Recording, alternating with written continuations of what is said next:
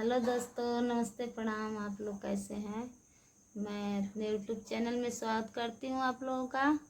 और हमारे वीडियो देख रहे हैं तो लाइक सब्सक्राइब शेयर ज़रूर करिएगा आप लोग। और कमेंट में ज़रूर बताना मेरा वीडियो कैसा लगा। बहुत सुंदर है नाच गीत।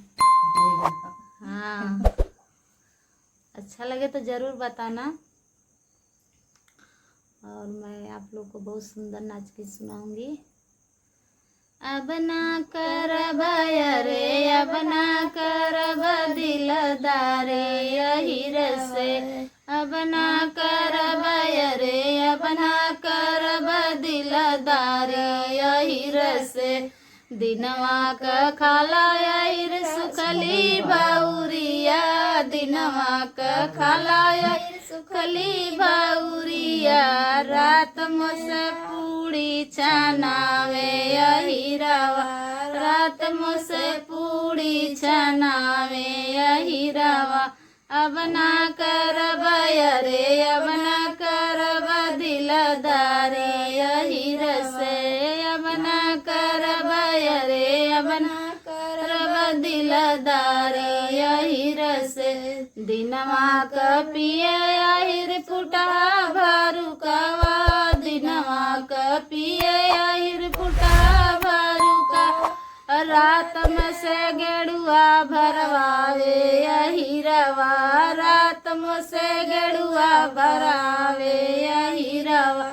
अब ना करब रे, अब ना करब दिलदारी यही से।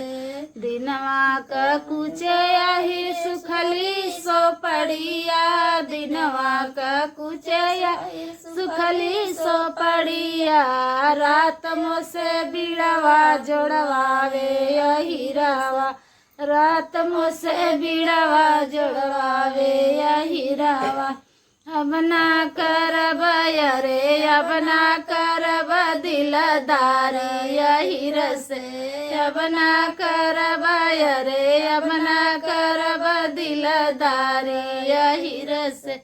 दिनवा का सुते आहिर टूटहा झिलिंगावा, दिनवा का सुते आहिर टूटहा झिलिंगावा।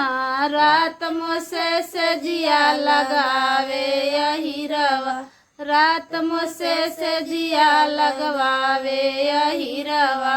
अब ना करब रे, अब ना करब दिलदारी यही से। अब ना करब रे, अब ना करब दिलदारी यही से।